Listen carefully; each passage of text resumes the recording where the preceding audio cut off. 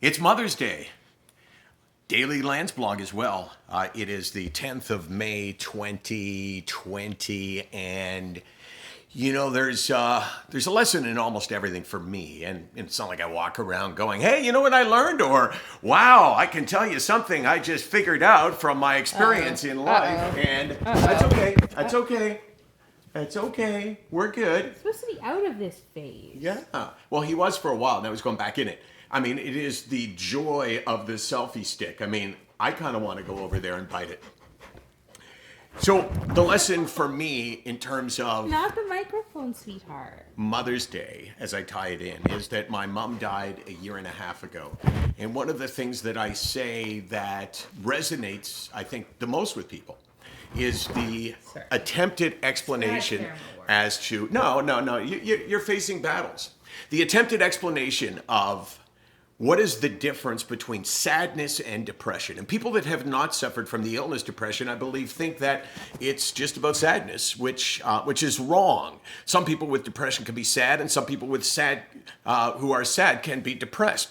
But the two do not necessarily lead to one another. You can't say, well, that person is sad, therefore they have an illness called depression, because sadness is an inevitability of life. We all will be sad sometime.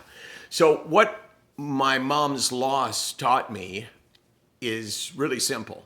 That when I think back to my mom, and I think back to when I was young and the joy that I brought to her just by being her child, and the fact that when I was really not even that young, I found myself not wanting to grow up because I loved my life so much and my parents so much that I couldn't imagine life without them.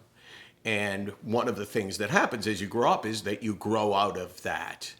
But I never grew out of this love, obviously, for my mom. But she was sick for her last 5-6 years. So the blow was lessened hugely, because eventually when she died, we realized that she had died a long time ago. But what it taught me is that when I think back, I get sad. But I don't get depressed. And in my brain, the two have nothing to do with each other. It's like one is here and the other one is a million miles away. I can't possibly confuse them. I can't ever go, oh my gosh, am I sick, or am I sad about something, or am I worried about something? Depression is a particular feeling in your head that is not easy to describe and impossible to understand for people who haven't had it. So you need lessons to be able to explain it. And it's pretty simple for me. When I think about my mom, Anna Lee Landsberg, I get really sad. But I don't get depressed. And by the way, how funny is this? My mom's name was Anna Lee. I don't think I ever met another Anna Lee. I have no idea where that came from. But when my mom died and we were writing the message for the tombstone, my brother and I realized we didn't know how to spell my mom's name. Was it Anna Lee, Annale? Too many E's, right? L-E-E. Was it one word or two? Was it 2 words with a capitalization? Or was it Anna Lee, 1 word with a capital on the L? It was so bizarre because my dad decided it was one thing. My brother decided it was another thing. I decided I had no clue and didn't really care how it was spelled. Just pretty bizarre, isn't it? Think of that. That would be like the definition of how stupid is Michael? He's so stupid he didn't know how to spell his mom's name. SickNotWeak.com, 24, 300, and what are we up to, Case? Still the same, right? What did I say yesterday? 382.